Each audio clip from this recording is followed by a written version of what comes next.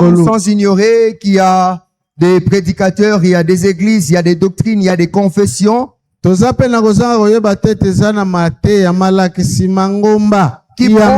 qui prônent les feux qu'une fois qu'on est sauvé, on est sauvé pour toujours. Donc ils disent qu'une personne qui croit en Jésus-Christ aujourd'hui, si vous êtes déjà en Jésus et que vous avez le salut, ce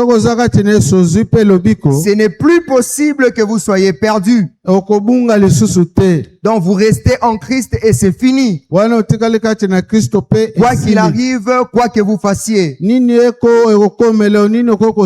qui n'est pas la pensée de la Bible. Et c'est les gens dans l'église de Rome semblaient avoir aussi cette incompréhension dans la pensée du message de l'apôtre Paul. Ils ont reçu de loin parce que l'apôtre Paul n'est jamais arrivé dans cette église. Alors il prend soin de présenter cette épître afin de garder la foi qu'il y avait dans cette église. Nous pouvons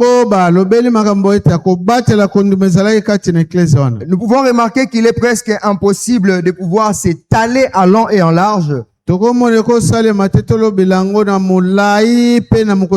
en parlant de la grâce sans qu'il y ait des déviations de la doctrine. Et si nous, je ne sais pas trop si c'est arrivé à quelques-uns d'entre nous, lorsque nous allons même évangéliser, parler de Christ à quelqu'un, vous sentez un peu de limite. Bon, moi personnellement, ça m'est arrivé de sentir un peu de limite lorsque je veux parler de la grâce. Parce que je me dis toujours, si je parle de la grâce et j'accentue beaucoup à cette personne,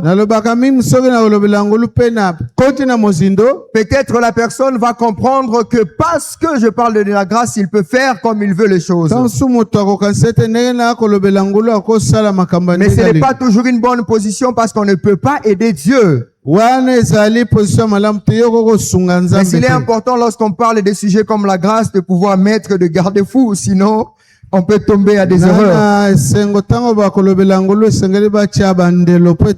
On peut se dire qu'on mette des limites ou qu'on ne parle pas de la grâce. Malheureusement, nous ne pouvons pas passer outre la grâce. La grâce demeure un grand sujet de la Bible.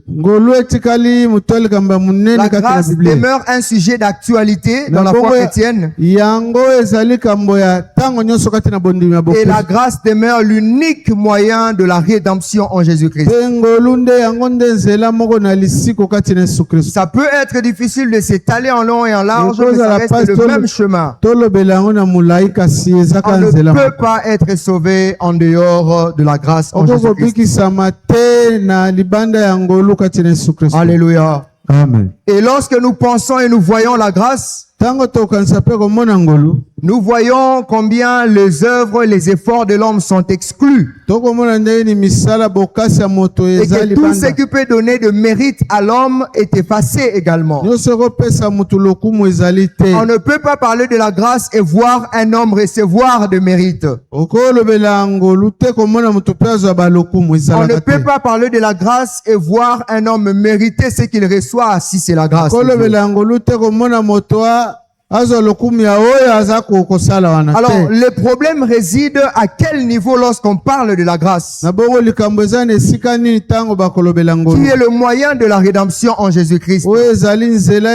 À quel niveau nous pouvons remarquer le problème? C'est à deux niveaux. Le premier niveau, c'est que la grâce dans la pensée de Dieu exclut les œuvres et les mérites de l'homme. Mais cela n'est pas le cas dans la pensée de l'homme. Lorsque nous lisons Romains chapitre 4, nous pouvons voir à partir du verset 1er, la Bible dit: que dirons-nous donc qu'Abraham, notre père, a obtenu selon la chair?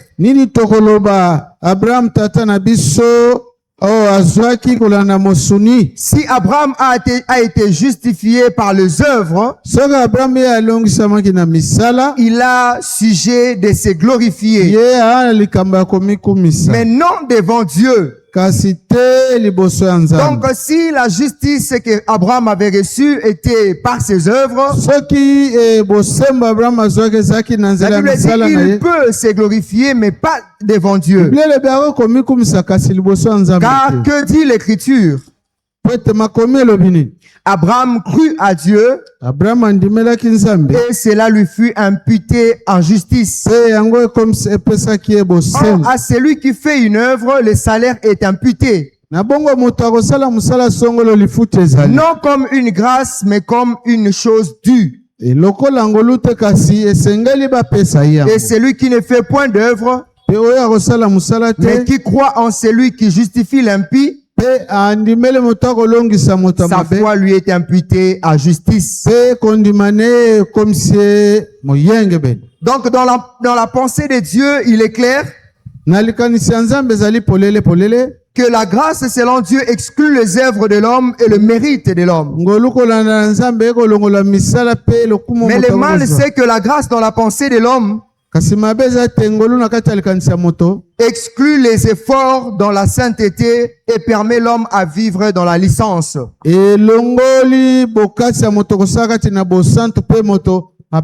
dans l'entendement de l'homme, lorsqu'on parle de la grâce, nous avons cette liberté de vivre dans la licence. Et nous excluons également les œuvres, les efforts que nous pouvons faire dans la sainteté ou dans la marche avec Dieu. C'est effectivement là qu'il y a un petit souci pour parler en long et en large de ces sujets. Mais comme nous l'avons dit, on ne peut pas partir ou aller outre que la grâce. Alors il est important que nous puissions circoncire les choses, mettre des garde-fous et comprendre la pensée de Dieu dans la grâce. Comprendre que lorsque Dieu parle de la grâce, il exclut les œuvres de l'homme. Comprendre que lorsque Dieu parle de la grâce, il supprime les mérites de l'homme. Mais il ne supprime pas les efforts dans la marche quotidienne dans la sainteté. La grâce n'exclut pas les efforts que nous pouvons faire pour rester dans la ligne que le Seigneur nous a accordée. Alors cette épître de Paul est écrite dans cette pensée-là. C'est dans la pensée de répondre à ces problèmes de l'ajout des efforts de l'homme au salut en Christ.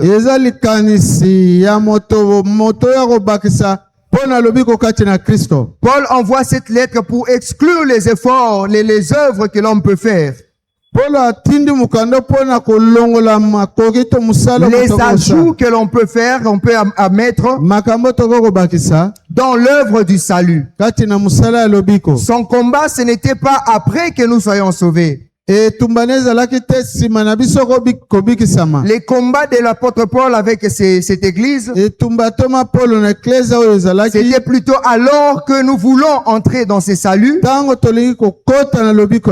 Il y a des juifs qui étaient en train de préconiser les œuvres de la loi.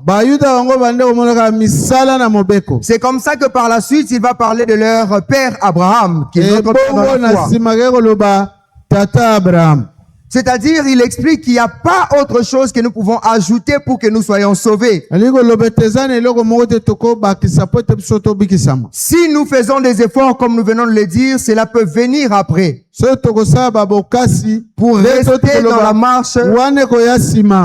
marche, dans le chemin que le Seigneur nous accorde.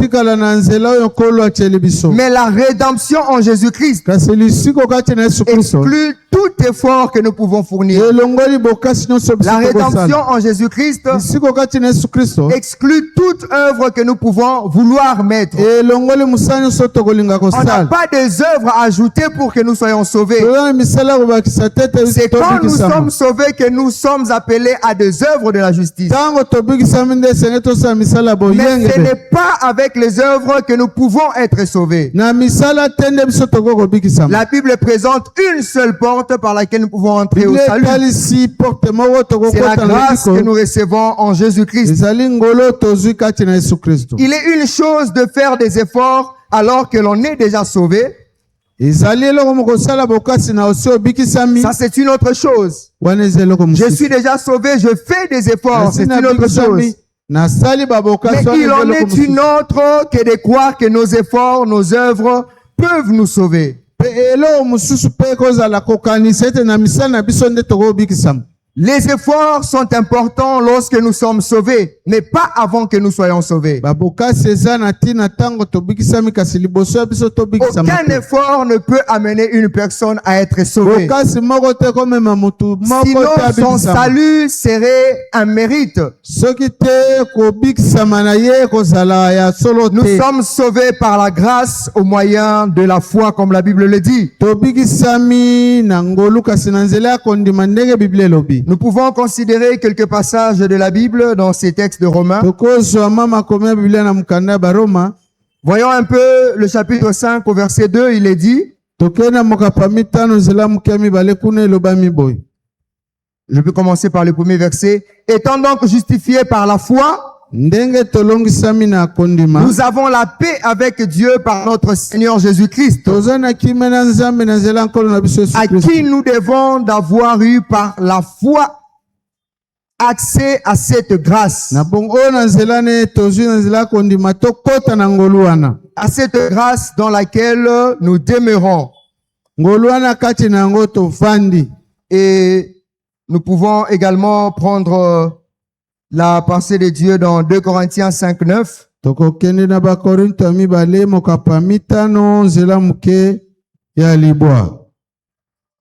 Si quelqu'un a trouvé, il peut lire 2 Corinthiens chapitre 5, verset 9.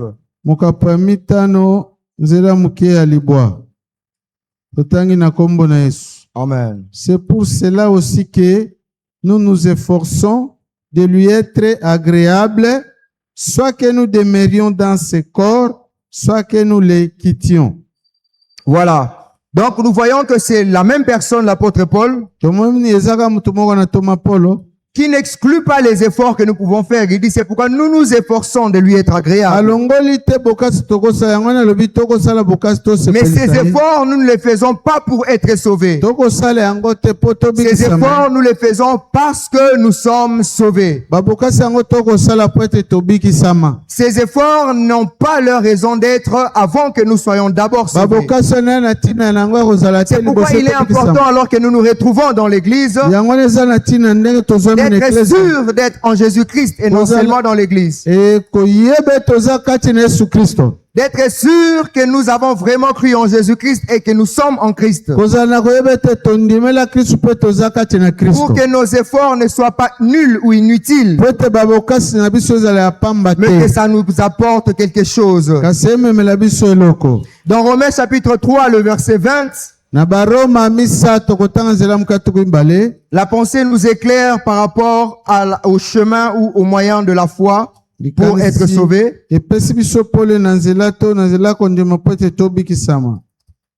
La Bible dit, car nul ne sera justifié devant lui par les œuvres de la loi. Puisque c'est par la loi que vient la connaissance du péché. Alors il parle dans cette église, il est en train de défendre deux choses qu'il trouve importantes. L'apôtre Paul défend premièrement la pureté de l'évangile. La pureté de l'évangile, nous pouvons remarquer cela lorsque on parle que de la grâce et de la foi pour être sauvé sans ajouter les œuvres. Alors, il n'était pas encore arrivé dans cette église, bien qu'il en avait les désirs. Mais son message est arrivé, mais étant détourné. La pensée de ce qu'il était en train de prêcher partout où il passait a été déviée pour l'église de Rome. Alors il s'est donné la peine de présenter un message pour purifier cet évangile-là, pour garder la pureté de cet évangile. Alors il dit ici dans le verset 8,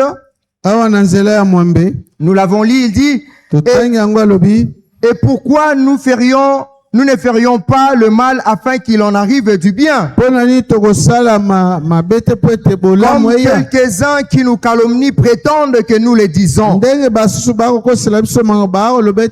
il y a des gens qui amenaient un autre évangile dans l'église de Rome. Mais l'autre évangile qu'ils étaient en train d'amener, ils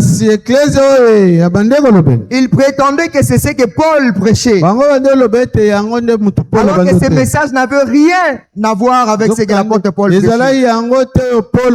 C'était juste une question d'incompréhension de la pensée de l'apôtre. Alors pour s'opposer à cette pensée-là, il se donne la peine de purifier, de garder la pureté de l'évangile. Mais nous pouvons aussi remarquer une autre raison dans Romains chapitre 1. On peut prendre le verset 7 à 12 que nous pouvons lire à la maison ou sur place, chacun. Il voulait aussi garder la foi de chrétiens de Rome. Ceux qui vont prendre le soin de lire ces passages-là, nous allons remarquer quelque chose. C'est que la Bible dit que l'église de Rome avait une foi très réputée. Une grande foi, et la foi de l'église de Rome était vraiment réputée. C'est une église qui est née de la Pentecôte. Les chrétiens qui se sont retrouvés à Jérusalem le jour de la Pentecôte sont allés implanter cette église. La chaleur et la flamme de l'esprit étaient encore là avec eux. Et l'église était très bien bâtie sur des bases solides. Malheureusement, un autre évangile s'est infiltré. Alors l'apôtre Paul se donne la peine de garder la foi de l'église. Il s'est dit qu'il ne peut pas laisser l'église ainsi. Nous pouvons remarquer, lorsque nous allons lire les versets que nous venons de donner, qu'il n'y a pas une église qui avait la réputation, au point que l'apôtre Paul dit, j'ai le désir de venir auprès de vous pour partager avec vous quelques dons spirituels, mais je crois que je peux aussi bénéficier de quelque chose de votre part. Donc c'était une église qui avait vraiment des bases solides. Alors il s'est dit, je ne peux pas laisser, il faut que je réponde, que j'envoie cette lettre. Alors il n'a qu'une seule théologie qu'il proclame dans cette église. Nous pouvons le remarquer dans Romains 11:6. Il n'y a rien à ajouter à la grâce pour être sauvé en Jésus-Christ. Il n'y a rien à ajouter dans la grâce pour être sauvé en Jésus-Christ. Et je peux voir également cette pensée. C'est le verset 6 qui le dit. La Bible dit, or, si c'est par la grâce, ce n'est plus par les œuvres. Autrement, la grâce n'est plus une grâce. Alléluia. Ce n'est plus par les œuvres. Parce que si c'est par la grâce, ce n'est plus par les œuvres. Autrement, la grâce n'est plus une grâce. Et si c'est par les œuvres, ce n'est plus une grâce. Autrement, l'œuvre n'est plus une œuvre. Une seule voie.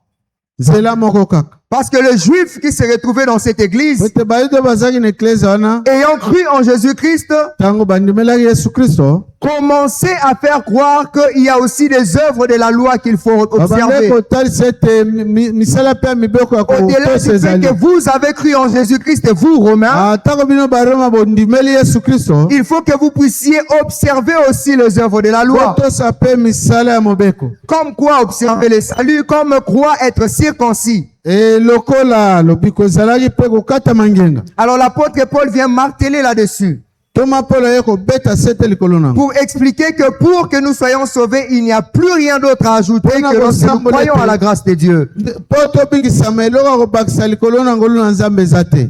Autre chose à ajouter ne peut pas nous donner le salut. eloko mosusu tokobakisa ekopesa biso lobiko te Seule la grâce de Dieu. kaka ngolu na Nzambe. On ne peut pas faire les efforts pour obtenir la justice de Dieu. okosala bokasi te toka kozwa boyengebene na Nzambe Mais on est obligé kasi de ekosenga na faire biso des efforts pour nous maintenir dans la justice de kosala Dieu. babokasi mpe te totelema malamu na Nous sommes boyengebene na Nzambe obligés de faire des efforts pour nous maintenir dans la justice de Dieu. bokasi te totikala na Alors il boyengebene est très tokobungisa important yango de vivre cet équilibre que l'apôtre nous présente. etala likambo toma Paul atalisi biso Pas d'efforts pour entrer dans la justice de bokasi Dieu. te mpo okota na Toujours d'efforts pour nous maintenir dans la justice de kosala Dieu. bokasi mpe te totikala na Vous boyengebene na n'êtes pas Nzambe encore dans la justice de Dieu.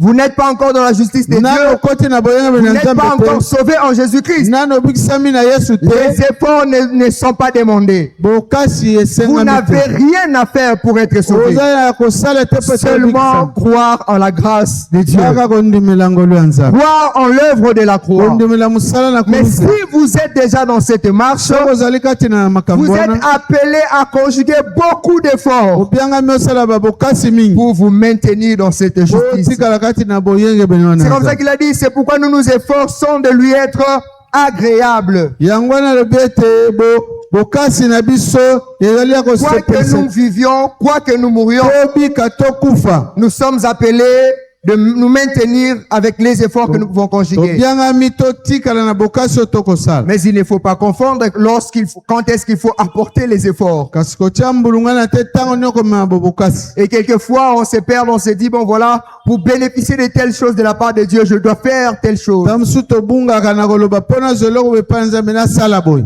Les efforts nous sont importants lorsque nous sommes déjà dans la cause. ntango tosi tobikisami Parce que Dieu n'acceptera jamais que nous puissions mériter quelque chose de sa part. po ete Nzambe akondima te tozwa eloko kote epai na ye kaka boye Nous te recevons par la grâce. toza kozwa yango kaka na ngolu Alors, pour être plus pragmatique, po tolobela yango mpenza ndenge esengeli l'apôtre Paul a utilisé deux images. toma Paul asali bilingi mibale Il a premièrement parlé d'Abraham et Et deuxièmement, il a parlé de Abraham. Jacob et Ésaü. ya mibale kolobela Jacob mpe Esau.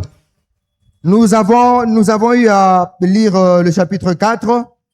tokotanga na mokapo ya minei Nous avons eu à lire lorsqu'il est en train de dire qu'est-ce que notre père Abraham a fait. totangaki ntango oloba nini nde tata na biso Abraham asalaki Il a prouvé noir sur blanc que pour être dans la justice, Abraham n'a fait aucun effort. atalisaki polele mpo kozala na boyengebene Pour Abraham être asalaki bokasi justifié, te Abraham n'a fait aucun effort. po alongisama Abraham asalaki bokasi moko te C'est difficile, comme j'étais en train de le dire au début, eza pasi ndenge touti koloba na que ebandeli de nous dire que la grâce exclut les œuvres que nous pouvons conjuguer. koloba ete ngolu elongoli misala nyonso C'est tokosala comme si on doit croiser les bras, on n'a pas quelque chose à yani faire. tokangi maboko toza na eloko ya kosala te C'est la raison pour laquelle parfois on a peur d'aller d'accentuer lorsqu'on parle de la grâce. mpo na yango wana tokɔtaka na makambo wana kolobela Mais c'est ngolu clair, le message avec la grâce, c'est clair. kasi mpo na ngolu mate eza Il polele n'y a pas d'effort à conjuguer pour être sauvé. bokasi ya kosala mpo ete obikisama eza Il n'y a te que des efforts pour rester dans le salut. bokasi ya kosala eza kaka osala otikala kati na lobiki Tout effort que l'on peut fournir bokasi nyonso tokosala ne peut pas nous amener au salut. ekómima biso na lobiko te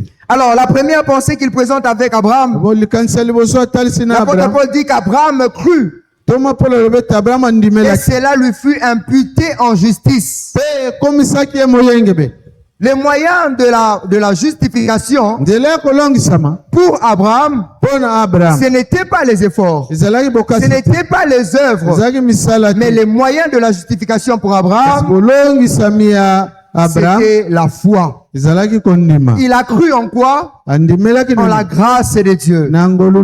Parce que la grâce, c'est la main de Dieu qui donne. Et la foi, c'est la main de l'homme qui reçoit la grâce.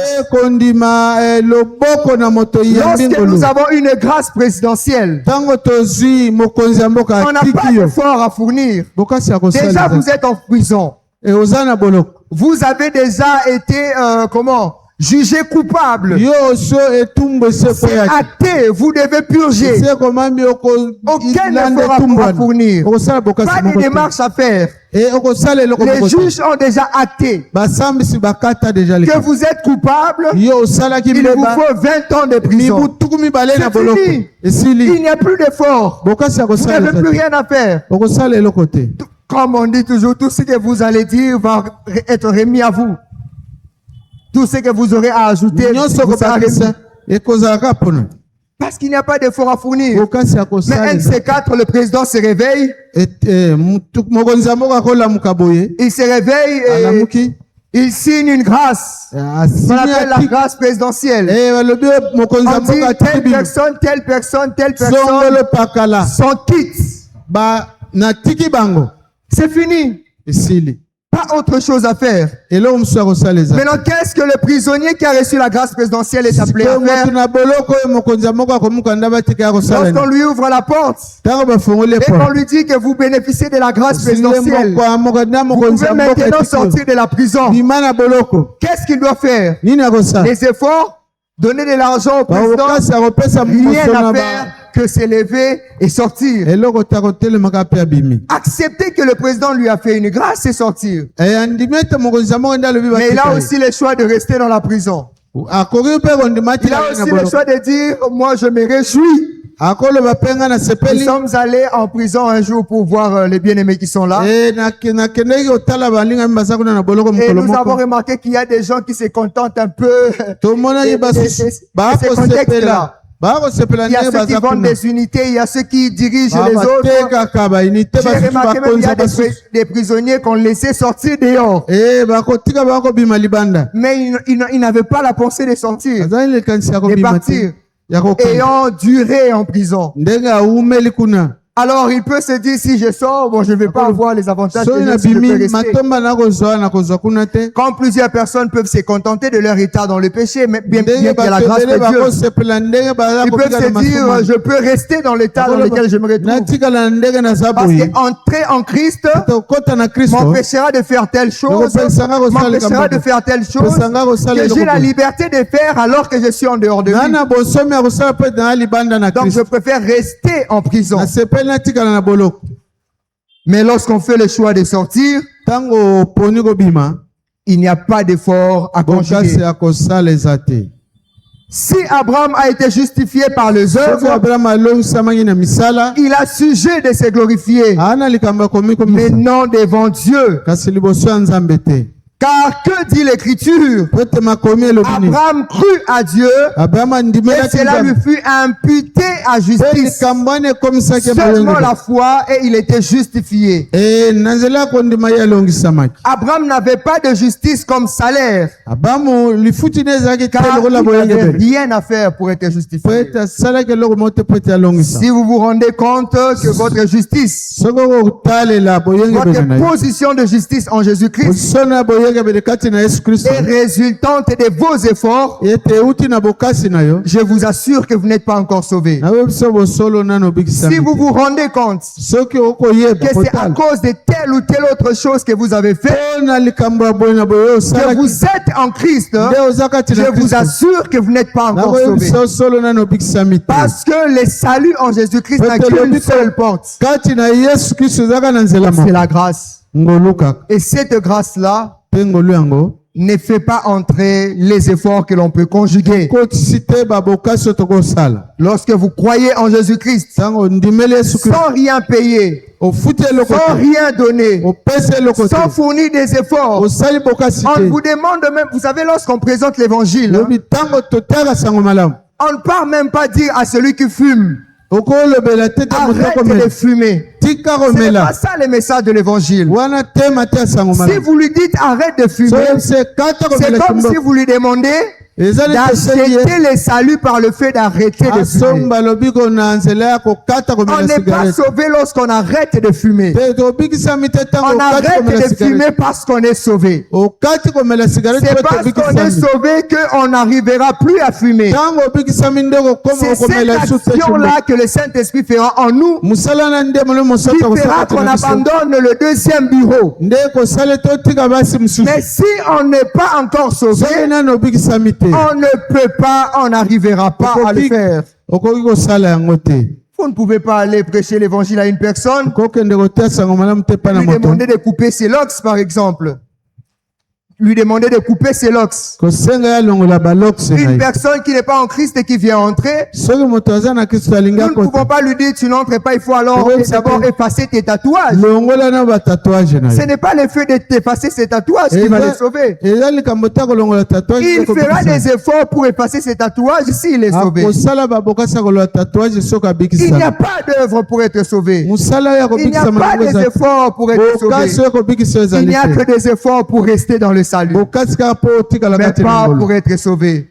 Pour que nous puissions être sauvés, il y a quelqu'un qui est mort à la croix, qui a souffert, qui a peiné, qui a conjugué des efforts. Seules ses œuvres et ses efforts peuvent nous faire entrer dans le salut. Lorsque nous pouvons lire dans Jean chapitre 6, le verset 29, à partir du verset 28 jusqu'au verset 29, la Bible dit ceci: les Juifs, parce qu'ils étaient habitués aux œuvres,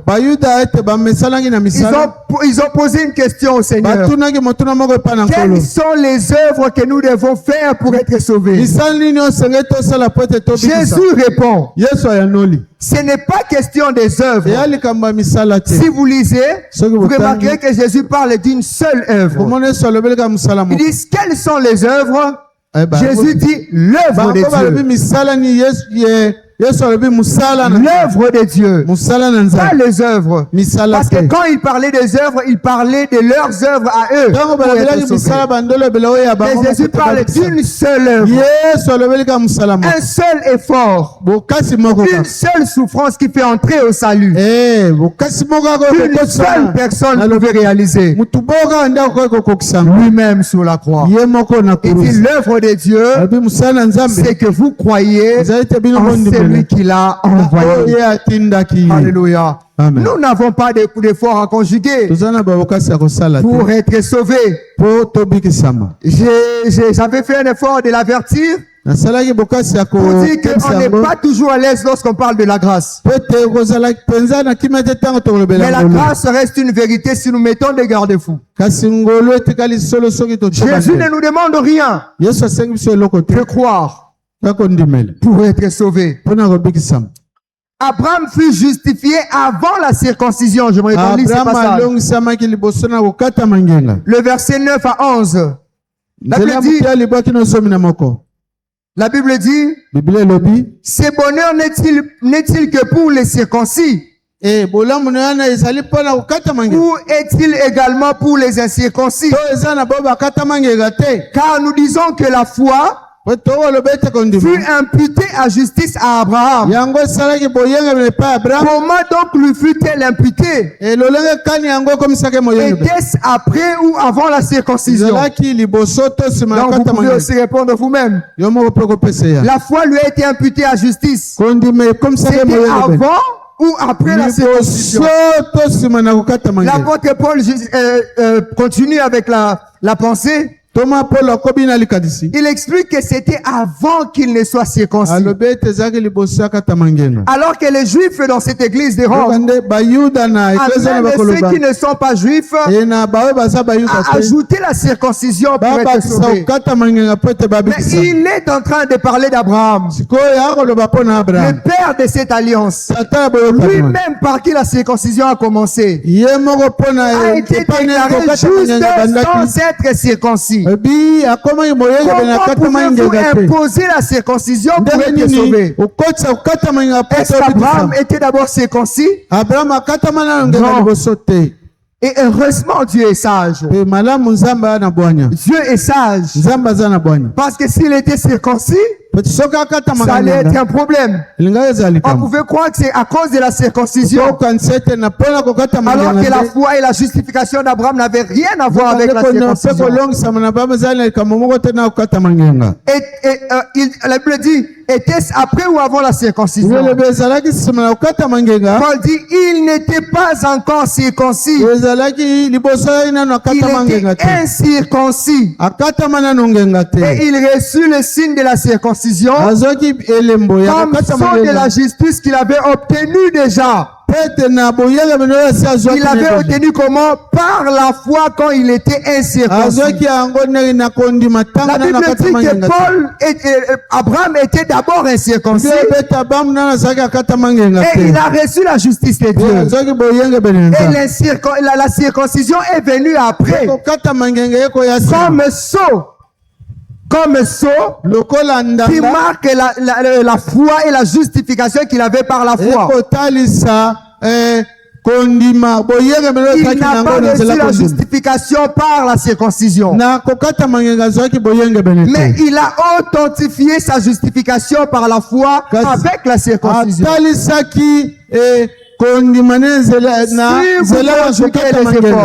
Si vous conjuguez les efforts, si vous faites les œuvres, parce que vous êtes sauvés, gloire à Dieu. C'est ce que l'apôtre Jacques est en train de dire.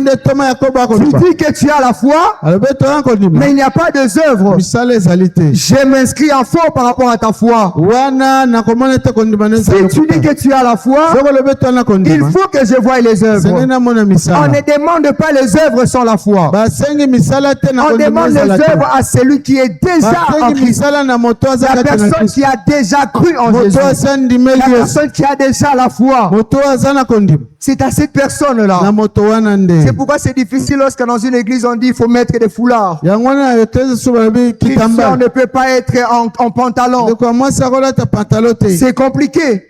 Parce que ceux qui entrent dans l'église, on ne sait pas qui est sauvé, qui n'est pas sauvé. Et cette personne qui peut être en mesure de ne pas mettre des pantalons, qui viendra toujours en jupe à tout le temps, pourra croire qu'il est sauvé. Parce qu'il est toujours en jupe.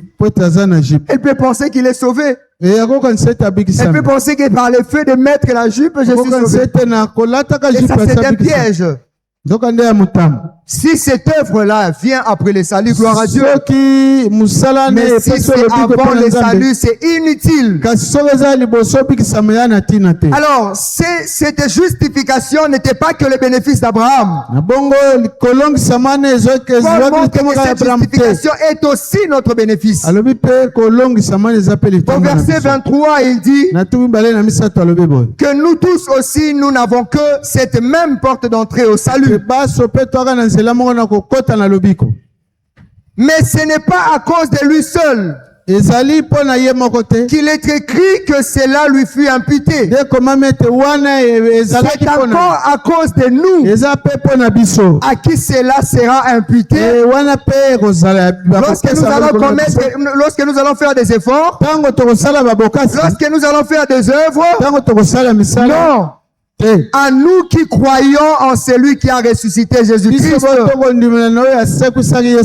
cette justice sera imputée à nous, pas parce que nous allons faire les efforts, mais parce que nous croyons à celui qui a ressuscité Jésus-Christ. Alléluia. Amen. Et la deuxième pensée qu'il présente, c'est avec Jacob, la deuxième image avec Jacob et Ésaü, que nous pouvons voir dans Romains chapitre 9, le verset 10 à 12. C'est avec Jacob et Ésaü. Et cette pensée nous amène à comprendre également comment nous pouvons mettre de côté la pensée de Dieu avec les œuvres. Romains chapitre 9, le verset 10 à 12.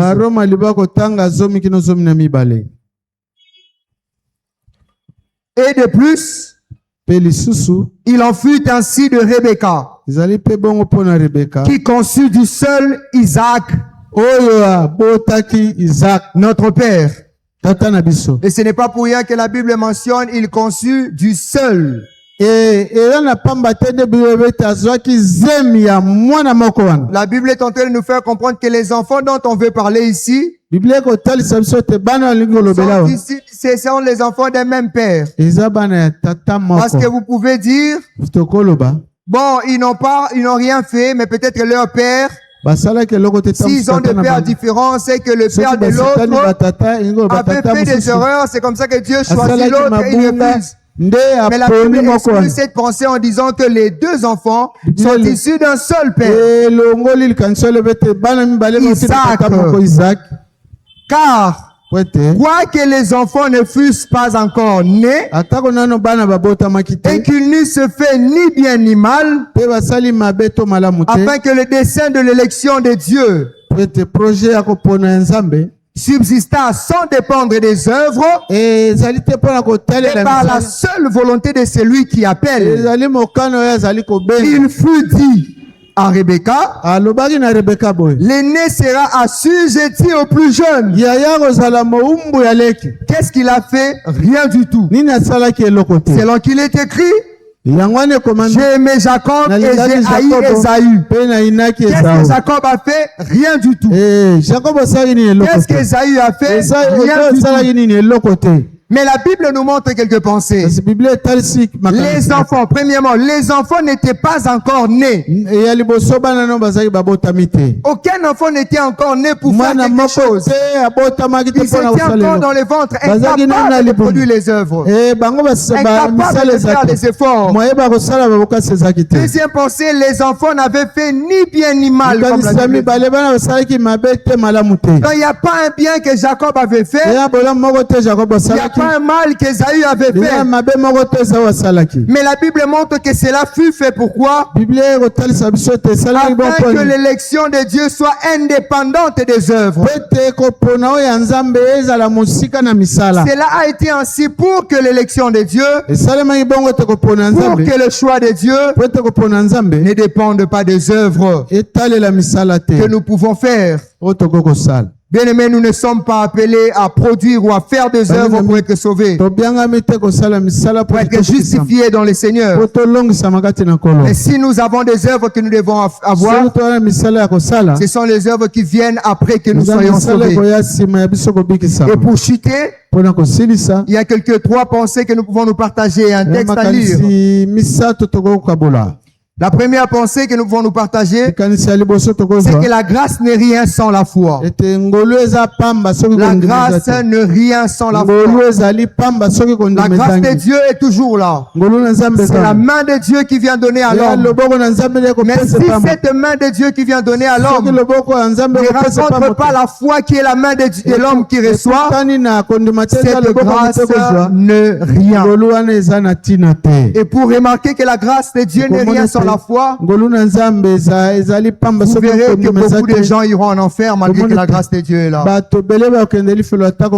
Vous remarquerez que là d'ailleurs, il y a plusieurs qui ne sont pas sauvés malgré la grâce de Dieu. Pour eux, la grâce de Dieu n'a pas d'importance. Parce que ce qui donne la valeur à la grâce de Dieu, c'est la foi. C'est lorsqu'on croit, quelle grâce prend chair en nous. La deuxième pensée à nous partager, c'est que les œuvres ne sont rien sans le salut. Sans que nous soyons sauvés, toutes les œuvres, bonnes ou mauvaises, n'ont pas d'importance devant le Seigneur. Tout ce que vous pouvez faire, tout ce que nous avons fait avant de croire en Jésus, toutes les bonnes choses, personne ne sera récompensé pour cela. Et si vous n'êtes pas sauvé maintenant, tout ce que vous pouvez faire de bien, aidez, fournir de tout ce que vous pouvez faire. Donnez même votre corps jusqu'à être brûlé. Aidez les gens, tout ce que vous pouvez faire. Si vous n'êtes pas encore sauvé, vous n'aurez aucune récompense pour cela. Une seule carte vous donne accès aux récompenses de vos œuvres. C'est la foi en Jésus-Christ. Soyez d'abord sauvés pour être récompensés de vos œuvres. Ne faites pas comme les catholiques. On ne vous trompe pas. En faisant de bien, vous savez, il y a des catholiques ou autres qui pensent que Si les bonnes œuvres dépassent les mauvaises choses, alors Dieu va balancer. Comme ça, vos bonnes choses vont peser et les mauvaises choses vont être effacées. L'ouvrons-nous. Vous irez en enfer avec vos bonnes œuvres et vos mauvaises œuvres dans le même sac. Si vous n'êtes pas encore sauvé. Et la dernière pensée, c'est que le salut n'est rien sans les œuvres de la justice. Vous êtes sauvés sans les œuvres, le salut n'est rien. Vous avez cru en Jésus-Christ, vous êtes sauvés, il y a des œuvres de justice, il faut manifester. Si vous ne manifestez pas les œuvres de justice, c'est l'apôtre Jacques maintenant qui viendra et qui dira, montre-moi ta foi. Et moi, je te prouverai ma foi par les œuvres. Parce que la Bible nous appelle aux œuvres de la justice une fois que nous sommes sauvés. Pas avant que nous soyons sauvés. Romains chapitre 3, verset 24 pour finir.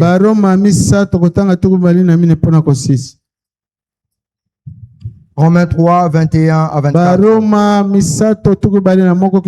Mais maintenant, sans la loi, est manifestée la justice de Dieu,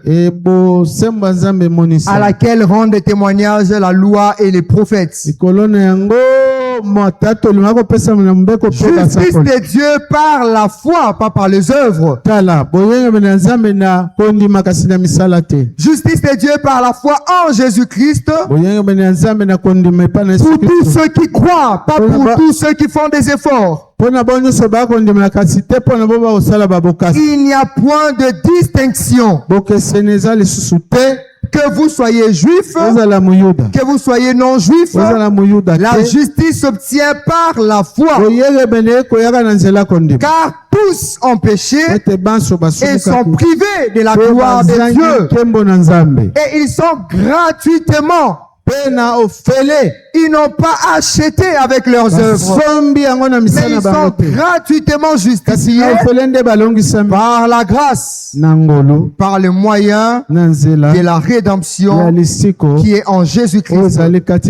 C'est lui que Dieu a destiné, pas nos œuvres, c'est lui que Dieu a destiné, c'est par son sang, pas par nos efforts, à être pour ceux qui croiraient, pas